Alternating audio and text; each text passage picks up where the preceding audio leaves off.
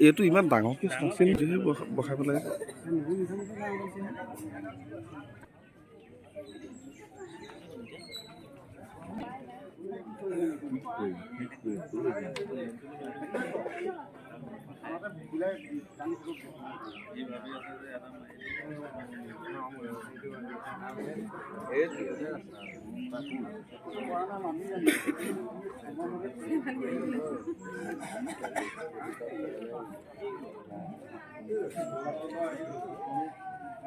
ৰখি আছে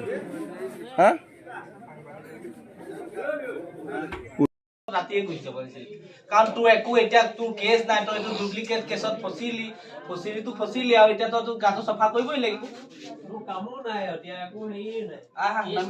তই যিটো কথা ভাবিছ তই পলাই সাৰিবি কোনো কাৰণত বান্ধা নহব আৰু তই চা আৰু বেছি কৰিলে তই ডেকা জীৱনটো ঘূণীয়া কৰিব লাগিব আৰু গতিকে বিয়া পাতিব লাগিব তোৰ বিয়া তেনেকে মানুহ হ'ব তই নামি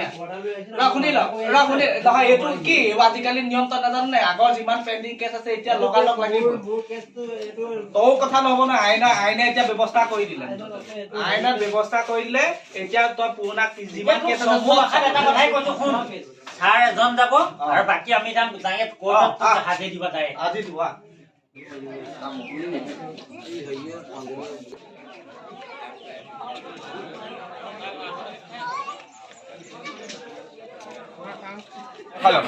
ঘৰৰ মানুহ লৈ যাম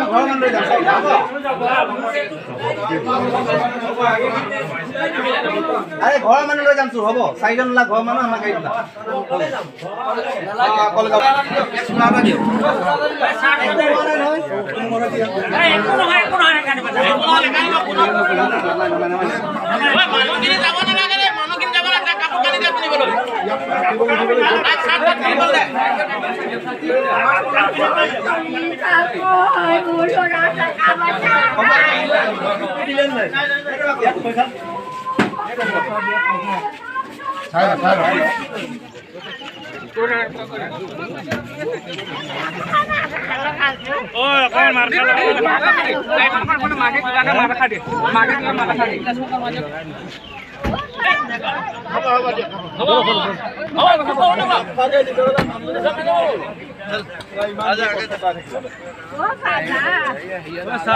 মাৰিব নালাগে দেই ৰাইজে কোৱা মতে আপুনি